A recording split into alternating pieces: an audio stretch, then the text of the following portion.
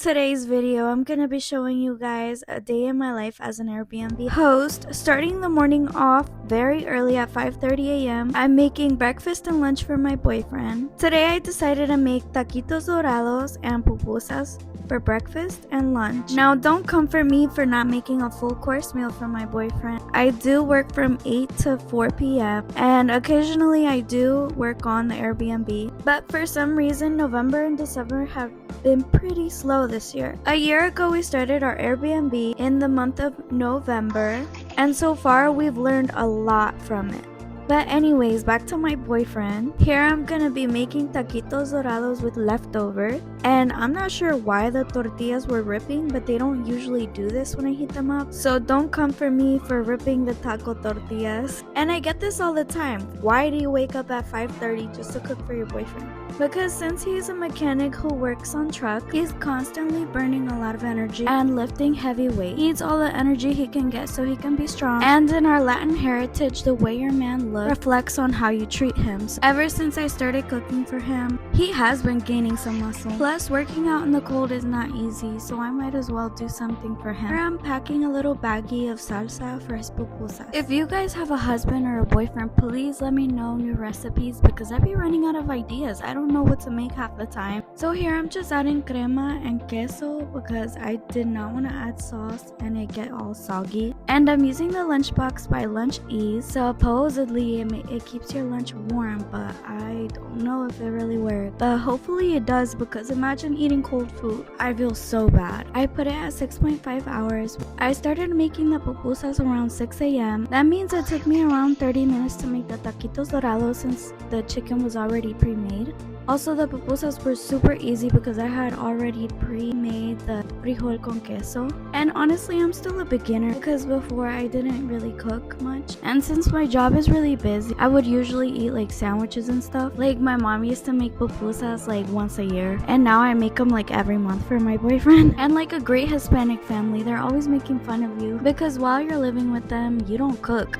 You don't clean, you don't do anything. Y después te acompañas and you have to do everything. They be making fun of you too. But it be going through one ear and out the other because I love to cook now. And I'm that type of person that doesn't let things get to her head. I'm kind of like, whatever. Or sometimes I walk away when I get mad, and boy does it piss people off. I mean, I get it, but I'd rather that than you be mad at me later for saying something I didn't mean. So please comment if you're that type of person that would rather walk away from a situation than to stay and say something they don't mean and then have it thrown in their face for saying it. I just like to avoid as much trouble as I can because at 22 years old, I just want to be at peace with life. No arguments, no resentment, no jealousy, just pure peace. That's all we need. As I always like to say, if you're constantly living in negativity, that is the only thing you will attract. So I like to live every day positively, and if not, tomorrow's a better day. If you made it this far, I hope you carry that every day with you. Remember that stress is not an everyday thing. We do have bad days, but there's better days to come. So anyway,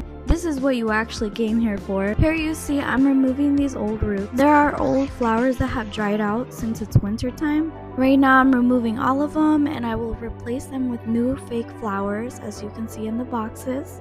Now these turned out so much better than I thought. They look so realistic. They give the Airbnb a way more clean aesthetic, not like the dried up roots. And I did this for 6 more pots. The only downside was that they were all squished, so I had to extend each individual flower so that they would look so full like this. Now I checked the back. It looks like they were burning some fire, so I removed it. And then, can you believe, you guys, they broke this chair? Like, how does this happen? This material is super hard. But we decided to not charge the customer because we understand mistakes happen and they did apologize. But we just lost 150 bucks. We removed all the fall decorations and I went upstairs to check on the Airbnb. Honestly guys, I didn't want to show you because it was super dirty. And also it was getting cleaned and I didn't want to record that. But the reason I came was to set up the Christmas decorations. We opted for a skinny long white tree. This was because we wanted it to go with the theme of the house and we didn't want like a really fat tree since the space was really small. And honestly, unpacking this tree made me hopeless because it looked very not full at all.